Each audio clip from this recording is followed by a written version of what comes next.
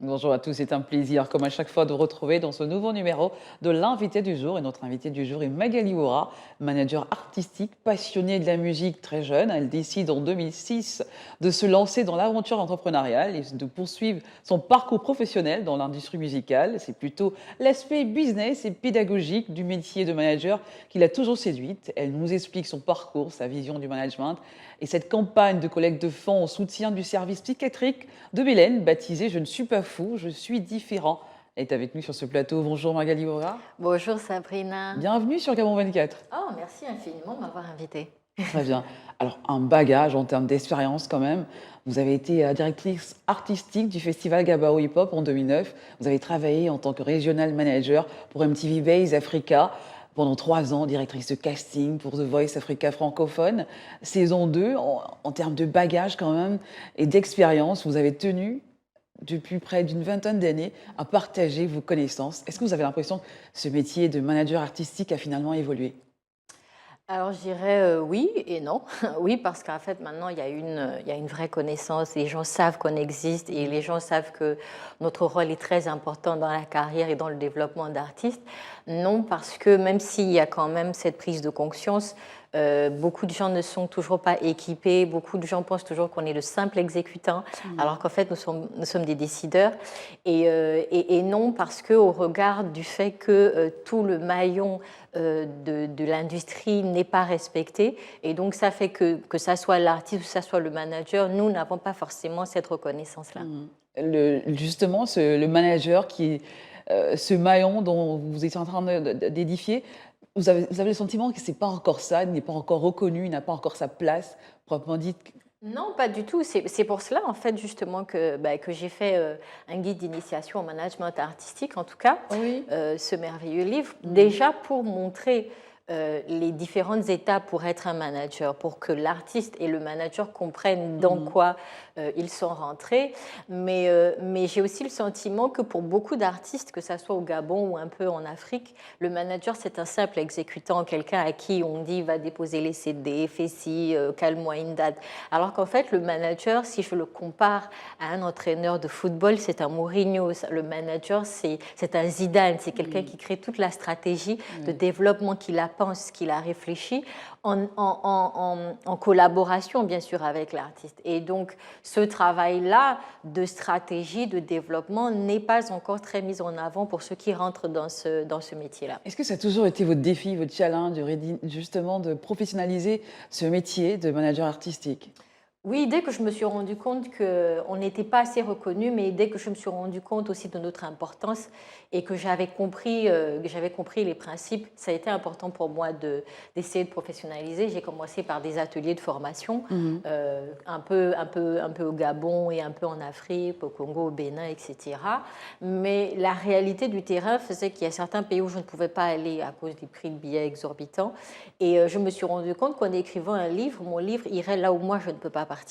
Et du coup, j'ai écrit ce livre-là pour permettre à d'autres de se professionnaliser parce qu'en fait, c'est quand même un beau métier. Même si c'est un métier difficile, c'est quand même un beau métier. Et donc, faire ce livre-là, pour moi, c'était une étape pour professionnaliser. Et ensuite, j'ai mis en place une école, Emma Online Music Academy, qui est aussi pour moi encore le cheminement. C'est-à-dire qu'on a le livre, on apprend le process, mais quand on vient à Emma, on a à la fois des cours, mais aussi des travaux dirigés et des devoirs qui nous permettent d'assimiler vraiment cette notion de manager et de music business. Alors, quel est le rôle, sinon l'importance, de manière fondamentale, justement, d'un manager, Magali Wora, pour un artiste, évidemment? Un manager, alors, c'est sur lui, en réalité, que repose la carrière. Beaucoup de gens pensent que la carrière d'un artiste repose sur un producteur, alors qu'en fait, un producteur, c'est un investisseur. C'est quelqu'un qui prend l'argent, qui met sur un artiste et son travail s'arrête là. Alors que le manager, c'est différent. Il pense l'artiste, c'est-à-dire que l'artiste lui dit « je veux atteindre les Grammy ». Alors, il pense l'artiste, il pense à la stratégie érigée et connaître l'environnement aussi. Connaître l'environnement. Il pense même à l'image que doit donner l'artiste, à la fois l'image physique, mais l'image morale que doit avoir l'artiste. Et donc, le travail d'un manager est essentiel en ce sens-là que c'est lui qui fait tourner ou c'est lui qui met en place tout le bâtiment pour qu'un artiste devienne un artiste. Très bien. Quelles sont finalement les compétences que doit avoir un manager pour un artiste, pour qu'il soit justement ce catalyseur pour l'artiste? Ben, alors il y a différentes compétences à avoir, mais l'une des compétences très importantes, c'est un sens très fort de l'organisation. Est-ce qu'il doit être le fan numéro un de l'artiste, Non, comme on malheureusement. dit? Alors non, mais c'est une très bonne question parce qu'en fait, un manager ne doit pas être un fan de l'artiste. Parce qu'un fan, c'est quelqu'un d'irrationnel. C'est quelqu'un qui aime sans essayer de voir les bons et les mauvais côtés. C'est quelqu'un qui n'est pas objectif. C'est un bon amour, mais ce n'est pas, dans le cadre professionnel, ce n'est pas un amour utile. Alors qu'un manager doit aimer ce que l'artiste fait, mais ne pas en devenir un fan numéro un.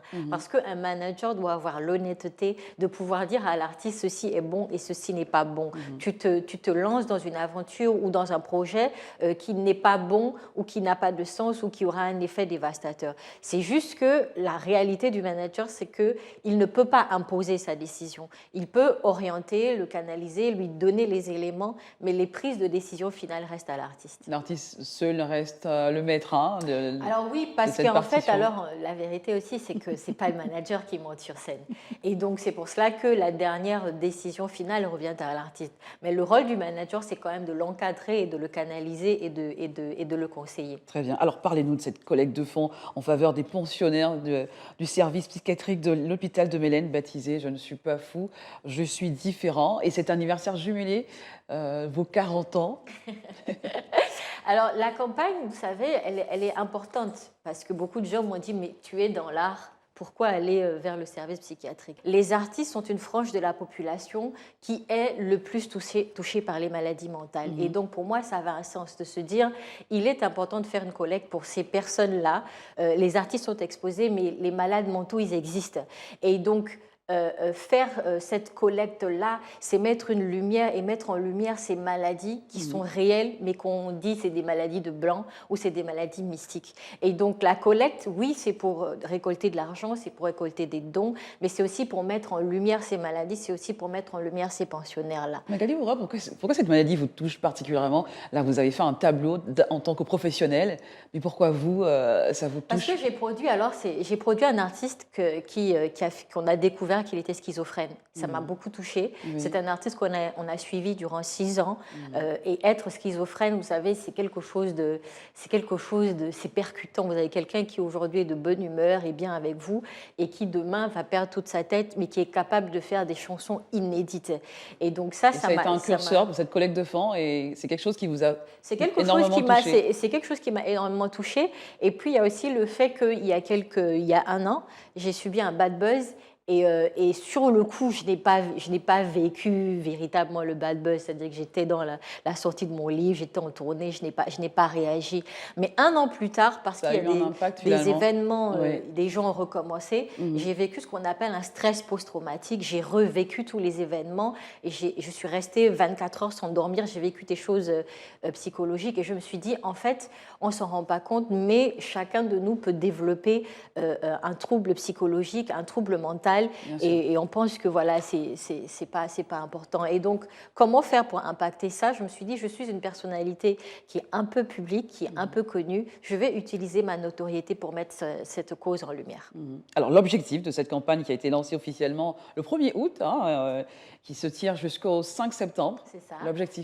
L'objectif, c'est de récolter. Premièrement, l'objectif, c'est quand même de récolter de l'argent, de récolter des dons, et ensuite de faire des achats, parce que beaucoup m'ont dit, il ne faut pas le remettre à l'hôpital. Non, l'idée, c'est quand même de récolter les fonds et de faire des achats à offrir à ces pensionnaires-là. C'est important aussi de réaliser que les achats ne peuvent pas être des achats classiques, parce qu'on a des patients qui sont différents.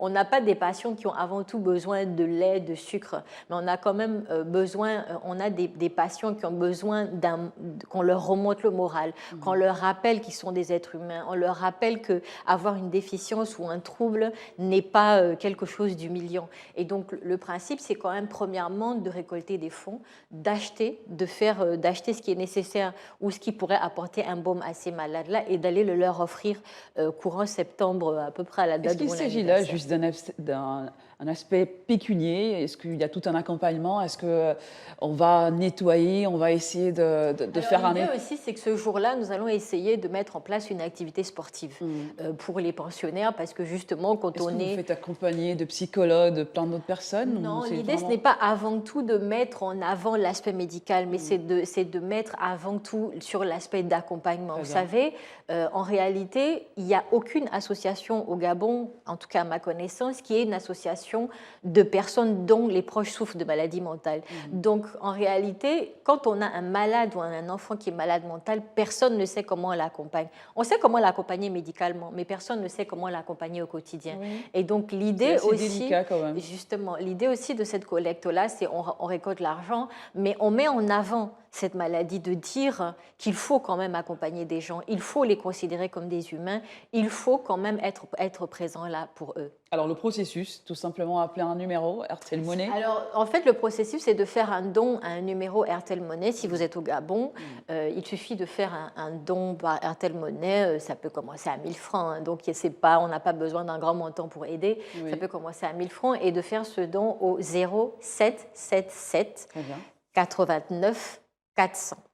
0777 89 400 et d'envoyer le montant. Si vous êtes à l'étranger, parce qu'on a eu des Gabonais de l'étranger qui ont voulu donner, vous pouvez faire un Western Union, par exemple, toujours à ce numéro-là, en indiquant que c'est un portefeuille mobile et le don va arriver toujours sur ce numéro-là. Sur la page, on essaye de mettre à jour et d'informer les gens sur les montants qu'on a collectés. Il y a un mail également.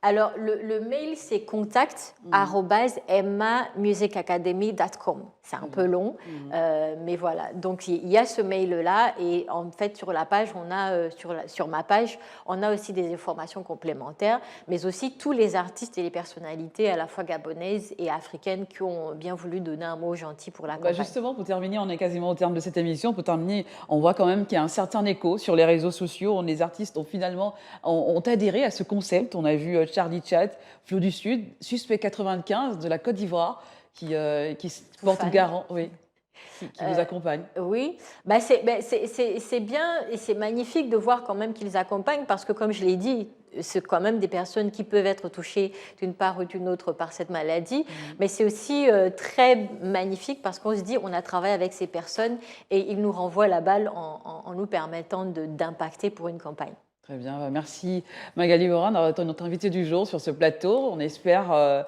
que ça va porter des fruits, l'écho de cette émission. C'est moi qui vous remercie de de m'avoir permis vous de porter cette cause encore plus loin. Très bien, merci à vous également d'avoir été de nôtres. Nous recevions à l'instant Magali Morin qui lance cette campagne de fonds en soutien au service psychiatrique de Mélène, baptisée « Je ne suis pas fou, je suis différent ». À très bientôt, l'aventure se poursuit avec un nouvel invité et restez en compagnie de nos programmes.